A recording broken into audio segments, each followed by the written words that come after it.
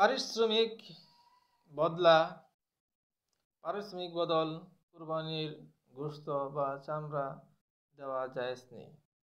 অনেকে চিন্তা করে যে আমি কোরবানি দিছি, এই লোকটা অনেক শ্রম দিছে, কাজ করছে, সেজন্য তার পারিশ্রমিক বদলা কুরবানির গোশত বা চামড়া দিয়ে দিই, তা জায়েজ হবে না।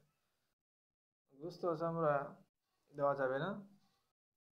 এই সম্পর্কে হাদিস রয়েছে। হযরত আলী রাদিয়াল্লাহু তাআলা আনহু থেকে বর্ণিত, তিনি বলেন, নবী করিম সাল্লাল্লাহু আলাইহি সাল্লাম আমাকে তার কুরবানির পশুর পাশে দাঁড়াতে এবং তার সমুদয় গোশত, চামড়া এবং পিঠের আবরণসমূহ গর্ভের মাঝে বিতরণ করে দেওয়ার নির্দেশ দেন।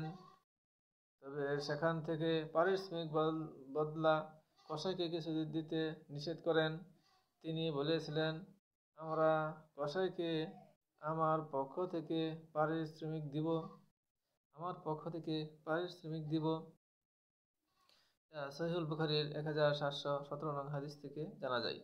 আলোচ্য হাদিস দ্বারা সুস্পষ্ট বোঝা যায় যে কসাইকে পারিশ্রমিক বদলা কোরবানির গোশত বা তার চামড়া প্রদান করা জায়েজ হবে না।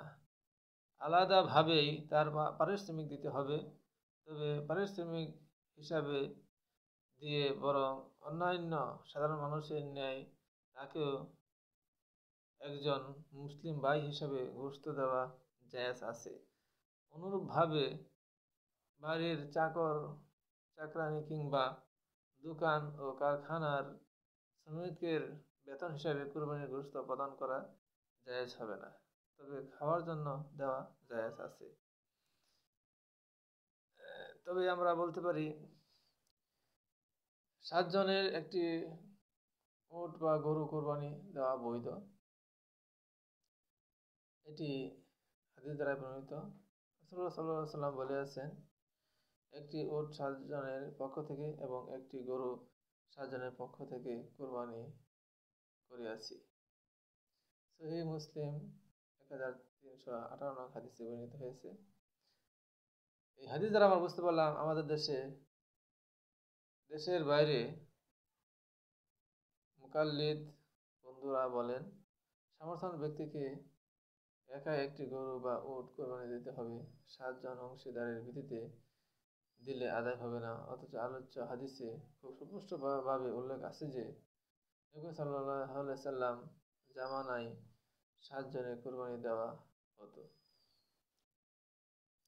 কোরবানির অনেক মাসাইল আছে। কোরবানির মাসআলা, নিজের উপর কোরবানি ওয়াজিব এমন ব্যক্তি নিজের নামে কোরবানি না দিয়ে কোনো মৃত ব্যক্তির নামে কোরবানি করলে তা আদায় হবে না, বরং সেটা কোরবানি দাতার পক্ষ থেকে আদায় হয়ে যাবে। তবে কোরবানি দাতা নিজের এক ভাগ দেওয়ার পর অন্যের নামে দিতে পারবে। এটি রাদ্দুল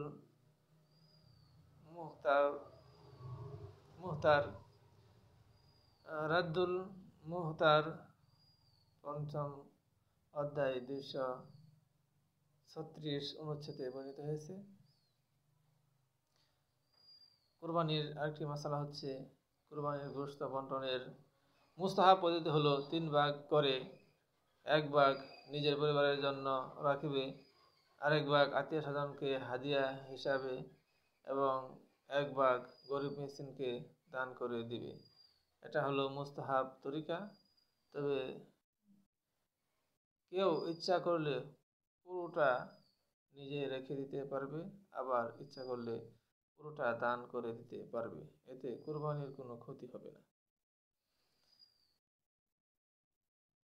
আরেকটি মাসালা হচ্ছে, মান্যতের কোরবানি হলে ওই গোশত নিজে খেতে পারবে না এবং কোনো ধনী ব্যক্তিকেও দিতে পারবে না, বরং পুরোটাই গরিব মিসকিনদের মাঝে বন্টন করে দিতে হবে। আরেকটি মাসালা হচ্ছে, যার উপর কোরবানি ওয়াজিব এমন ব্যক্তি কোনো কারণবশত কুরবানি করতে না পারলে কুরবানির দিন চলে যাওয়ার পর সে কুরবানির দিন চলে যাওয়ার পর তার মূল্য সদা করে দেওয়া তার উপর ওয়াজিব হয়। সে কুরবানি দিতে পারছে না, কিন্তু কুরবানি চলে গেছে, আহ, তার মূল্য সদা করে দেওয়া তার উপর ওয়াজিব হয়। আরেকটি মাসালা হচ্ছে, গরু, মহিষ, উটের মধ্যে 7 শরিকের বেশি কুরবানি দেওয়া জায়েজ নেই। যদি 7 শরিকের বেশি কুরবানি দেয় তাহলে কারো কুরবানি সই হবে না। এরকম ভাবে একই পশুতে কুরবানি ও আকিকা করা জায়েজ আছে, তবে 7 নামের বেশি হতে পারবে না। কুরবানি ওয়াজিব হওয়ার পর কয়েক বছর কুরবানি না করে থাকলে ওই ব্যক্তির প্রতি বছরের কুরবানি হিসাব করে প্রত্যেক কুরবানির বিনিময়ে কুরবানির মূল্য মিসকিনদেরকে সদকা হিসাবে দিতে হবে। আমরা তো মনে করি যে কুরবানি না দিলে শেষ না, এটি আরো কিছু মাসালা রহিয়াছে। তাই আমরা কুরবানির আগে দোয়া পড়ি। কুরবানি পশু জবে পূর্বে যে দোয়াটা পড়ি এটি পাঠ করা সুন্নাত। অনেকে এ নিয়ে ইখতিলাফ আছে, কিন্তু না, এই সুন্নাত হিসেবে আমরা পালন করি। যেরকম ইন্নী ওয়াজ্জাহতু ওয়াজহিয়া লিল্লাযী ফাতারাস সামাওয়াতি ওয়াল আরদ হানিফান ওয়া মা আনা মিনাল মুশরিকিন। إني وجهت وجهي للذي فطر السماوات والأرض حنيفا وما أنا من المشركين إن صلاتي ونسكي ومحياي ومماتي لله رب العالمين لا شريك له وبذلك أمرت وأنا أول المسلمين اللهم منك ولك করে বিসমিল্লাহি আল্লাহু আকবার বলে আমরা জবাই করি। অর্থাৎ আমি একনিষ্ঠভাবে তার দিকে মুখ ফিরাচ্ছি যিনি আকাশমণ্ডলী ও পৃথিবী সৃষ্টি করেছেন, এবং আমি মুশরিকদের অন্তর্ভুক্ত নই। বলো, আমার নামাজ, আমার কুরবানি, যাবতীয় ইবাদত, আমার জীবন, আমার মরণ বিশ্বজাহানের প্রতিপালক আল্লাহর জন্য। তার কোনো শরীক নেই এবং তিনি আদি অধিষ্ঠ হয়েছিল, এবং আত্মসমর্পণকারীদের মধ্যে আমি প্রথম। আত্মসমর্পণকারীদের মধ্যে আমি প্রথম। হে আল্লাহ, তোমার নিকট থেকে প্রাপ্ত এবং তোমার জন্যই উৎসর্গ। হে আল্লাহ, তোমার নিকট থেকে প্রাপ্ত এবং তোমার জন্যই উৎসর্গ। অতঃপর বলবেন আল্লাহু আকবার। আল্লাহ তাআলা বিসমিল্লাহ আল্লাহু আকবার। আমি শুরু করছি আল্লাহর নামে যিনি সবচেয়ে বড়।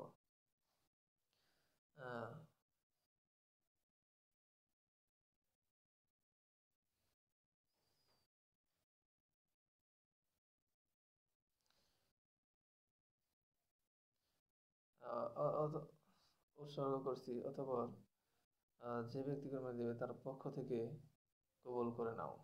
অথবা বিসমিল্লাহ আল্লাহু আকবার বলে আমরা কুরবানি শুরু করি। এটি মুস্তাহাব আমল।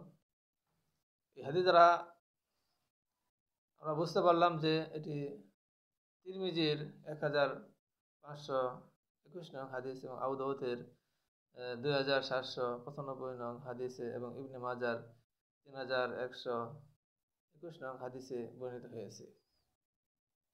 এই হাদিস থেকে আমরা বুঝতে পারলাম আল্লাহুম্মা মিনকা ওয়া লাকা, এই খালিস্তানে নিজের নাম অথবা যার পক্ষ থেকে কুরবানি করা হচ্ছে তার নাম উল্লেখ করতে হবে। তবে দোয়া মুখস্থ না থাকলে বিসমিল্লাহ আল্লাহু আকবার বলে জবাই করবে। এটি বুখারীর 5565 নং হাদিস থেকে জানা যায়। তাই অনেকেই এই নিয়ে একতলাপ আছে। আমি এই বিষয়ে সংক্ষিপ্তভাবে কিছু বললাম। যদি ভুলভ্রান্তি হয়ে থাকে তাহলে আমাকে স্মরণ করিয়ে দিবেন। তবে আমি